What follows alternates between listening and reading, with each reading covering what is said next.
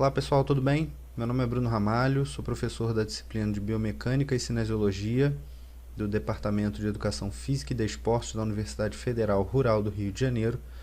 E nessa videoaula a gente inicia a nossa disciplina nesse contexto dos estudos continuados emergenciais proposto aí pela Rural, tá?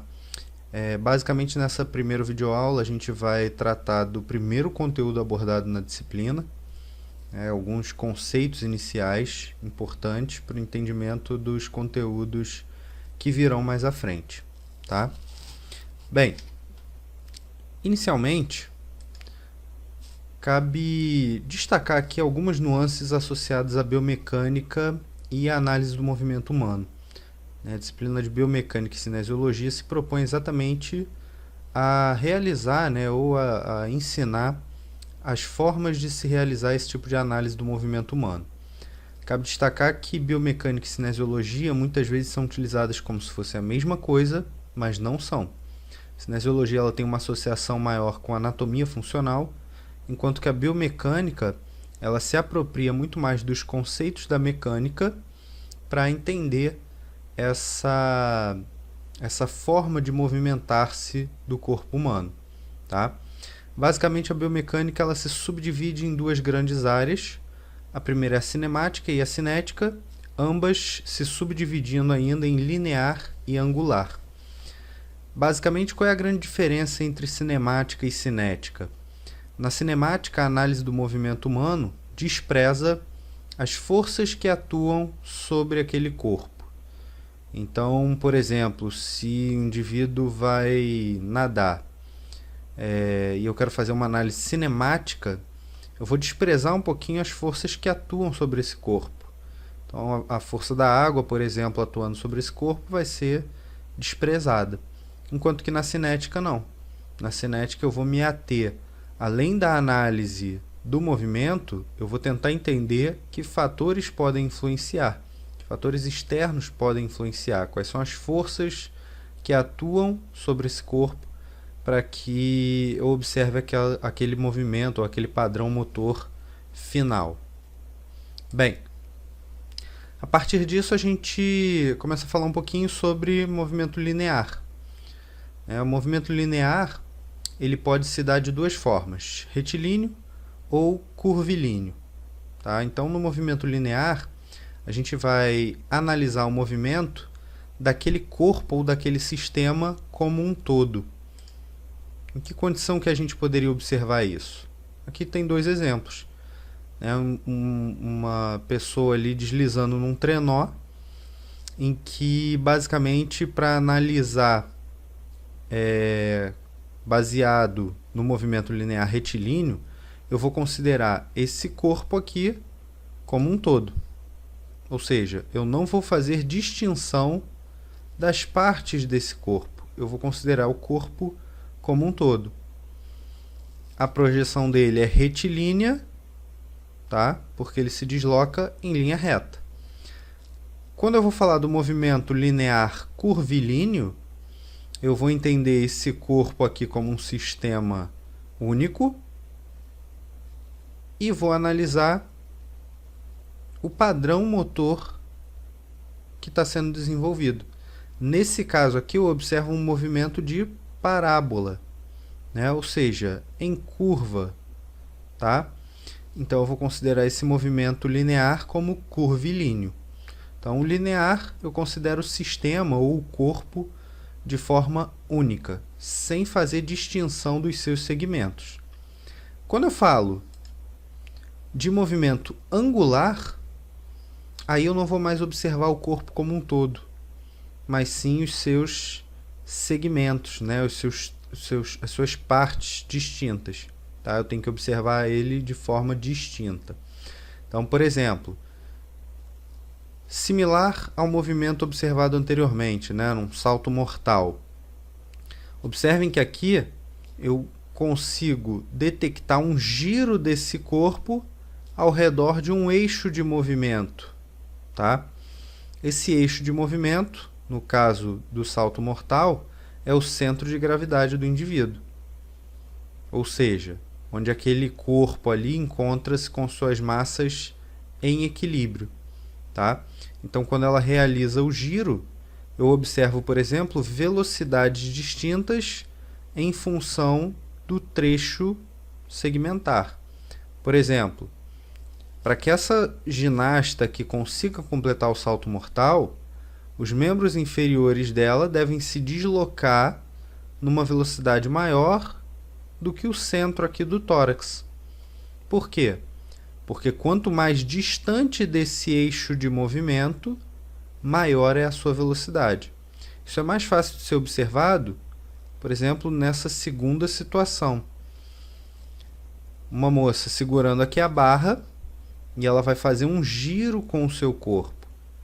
Para que esse giro ocorra, o segmento distal, né, aqui no caso os pés e as pernas, eles têm que se mover mais rapidamente do que os segmentos mais próximos ao eixo. Um terceiro exemplo aqui, né, o movimento de flexão do cotovelo. Quanto mais próximo ao eixo de movimento, que é exatamente o cotovelo, menor é o deslocamento e, consequentemente, a velocidade. Tá? Então, essa última figura aqui ela demonstra isso de forma mais clara. Aqui a distância a ser percorrida pelo segmento é menor à medida em que esse segmento se encontra mais próximo, esse trecho do segmento se encontra mais próximo ao eixo de movimento, representado aqui pelo A. À medida em que o segmento, né, ou o trecho do segmento está mais distante do eixo, maior é o deslocamento e maior é a velocidade. Então, a partir do momento em que eu tenho um eixo de rotação e observo esse movimento acontecer em velocidades diferentes de acordo com a distância desse centro de movimento, né, desse eixo de movimento, eu vou detectar esse movimento como sendo angular e não mais linear. Então, movimento linear, eu vou entender o sistema como um todo. Movimento angular, eu vou observar os diferentes segmentos e como eles trabalham ao redor do eixo de movimento. Bem, outro ponto importante desse primeiro conteúdo são os sistemas mecânicos em relação às suas terminologias. Um ponto importante para ser destacado é que todas as terminologias, né, as descrições de movimentos, elas partem sempre de uma posição anatômica de referência e não da posição fundamental. Então eu preciso considerar esse indivíduo com as palmas das mãos voltadas para frente em posição ortostática, com o olhar paralelo ao nível do solo. E aí eu vou observar uma série de terminologias que me auxiliam na descrição, por exemplo, de um movimento ou de um posicionamento corporal. Então aqui nós temos os termos direcionais, tá? Que nos auxiliam a entender o posicionamento de um segmento em relação ao outro. Então é importante a gente frisar que esses termos direcionais, eles são termos de comparação. Primeiro termo, superior ou cranial, aquilo que se encontra mais próximo à cabeça. Inferior ou caudal, aquilo que está mais afastado da cabeça. Anterior ou ventral, está mais para frente do corpo. Posterior ou dorsal, mais para trás do corpo. Medial, para a linha média do corpo, né? Se encontra mais próximo do centro do corpo. Lateral, mais afastado da linha média do corpo. Proximal, mais próximo ao tronco. Distal, mais afastado do tronco. Superficial, mais próximo à superfície corporal. E profundo, dentro do corpo, afastado da superfície. Alguns exemplos para ilustrar um pouco melhor isso. Se eu tenho duas partes, né, corporais, se eu falo, por exemplo, do tórax e da escápula, eu posso dizer que o tórax ele é anterior em relação à escápula. Assim como eu também posso dizer que a escápula é posterior em relação ao tórax. Utilizando ainda como referência o tórax. Eu poderia comparar a posição do tórax com a do braço. E eu poderia dizer que o tórax ele é medial em relação ao braço, ou que o braço é lateral em relação ao tórax, tá? Uma ressalva importante, eu até coloquei ali nos slides, os termos proximal e distal, eles são utilizados somente para segmentos, tá? Enquanto que superior e inferior, utilizado para o tronco. Ou seja, eu não posso dizer que o joelho é superior em relação ao tornozelo. Eu devo dizer que o joelho é proximal em relação ao tornozelo. Se eu quiser dizer, por exemplo, que o tórax é superior em relação ao abdômen, sem problemas. Mas eu não posso dizer que o tórax é proximal em relação ao abdômen. Então, proximal e distal, utilizado para membros superior e inferior. E os termos superior e inferior são utilizados para as partes corporais que se encontram no tronco ou cabeça. Os planos anatômicos de referência. O corpo ele se subdivide em 3 planos. Plano sagital, que divide o corpo em lados direito e esquerdo. Plano frontal, divide o corpo em anterior e posterior. E plano transverso, que divide o corpo em superior e inferior. Tá? Esses planos de referência eles servem para a gente guiar os movimentos corporais. Então, cada movimento corporal ocorre paralelamente em relação a um plano. Então, por exemplo, o plano sagital, que divide o corpo em lados direito e esquerdo, ele vai permitir alguns movimentos. O plano frontal, que divide o corpo em anterior e posterior, permite outros movimentos. E o plano transverso, que divide o corpo em superior e inferior, também vai permitir outros tipos de movimento. Tá? A gente vai falar um pouquinho dos movimentos já mais à frente. Além dos planos, nós temos os eixos de movimento. Basicamente, cada eixo de movimento transpassa um plano de movimento. Então, esses 3 eixos, na verdade, são eixos imaginários, né? Não são eixos reais, eles não existem, mas quase sempre quando a gente falar de eixos, a gente vai falar de articulação. Né? Um eixo é um ponto fixo pelo qual um segmento vai realizar o seu giro, né? Ele vai realizar o seu movimento angular. Tá? Então, o primeiro eixo é o anteroposterior. Ele atravessa o plano frontal. Então, é como se fosse um parafuso, né, que eu coloco ali na articulação, que permite um determinado tipo de movimento. O segundo é o eixo laterolateral. Novamente, ó, se a gente imaginar um boneco normalmente no seu ponto articular ele tem um parafusinho que permite que o movimento ocorra. Então o eixo ele basicamente representa isso. Por fim, o eixo superinferior, que atravessa o plano transverso, ou seja, de cima para baixo ou de baixo para cima. Tá? Eixo lateral atravessa de um lado para o outro e o eixo anteroposterior atravessa de trás para frente ou de frente para trás. Tá? E a partir disso a gente começa a entender os movimentos articulares, né, com alguns exemplos. Então, primeiro aqui, movimentos de flexão, extensão, hiperextensão, dorsiflexão, que é um movimento exclusivo do tornozelo, ou flexão plantar, que também é um movimento exclusivo do tornozelo. Todos esses movimentos, eles ocorrem paralelamente ao plano sagital pelo eixo laterolateral. Então é como se eu tivesse um parafusinho aqui que me permite realizar os movimentos de flexão, extensão ou hiperextensão. E mesma coisa no tornozelo, me permite realizar dorsiflexão ou flexão plantar. Outros movimentos articulares.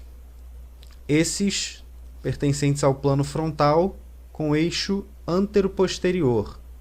Movimentos de abdução e adução.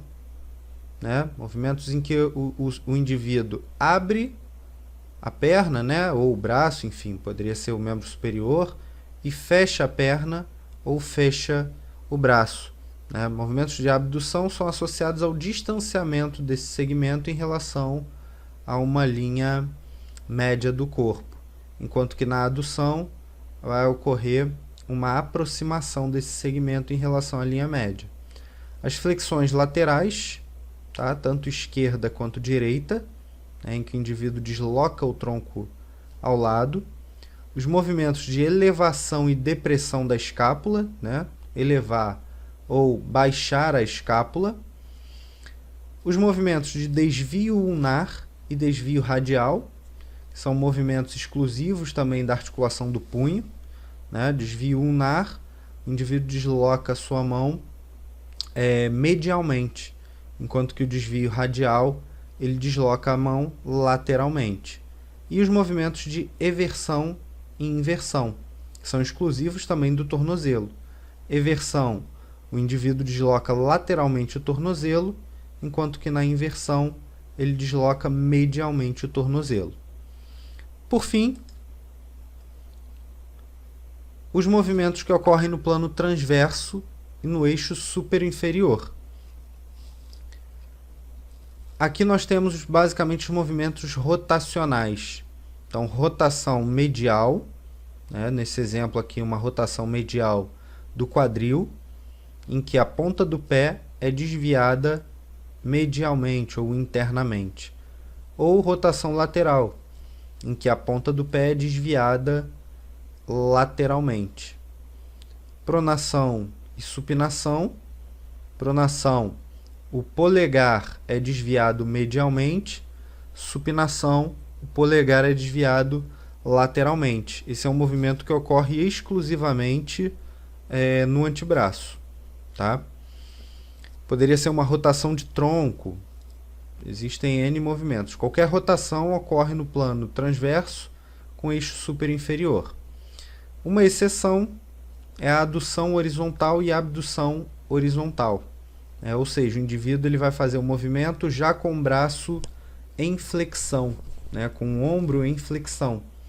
Então ele pode fazer uma adução horizontal, aproximando o braço de uma linha média, ou uma abdução horizontal, afastando o braço de uma linha média, tá? E os movimentos combinados, né? O movimento de circundução, em que vão haver, na verdade, movimentos realizados em 2 planos e 2 eixos pelo menos, tá? Podendo ser até 3, dependendo da articulação. Então, nesse caso aqui seria um exemplo, girar o dedo ao redor da articulação, tá? Isso pode ser feito, por exemplo, com o ombro, com o quadril. Não são todas as articulações capazes de fazer circundução, ok? Bem, por hoje a gente fica por aqui. Um abraço e até a próxima.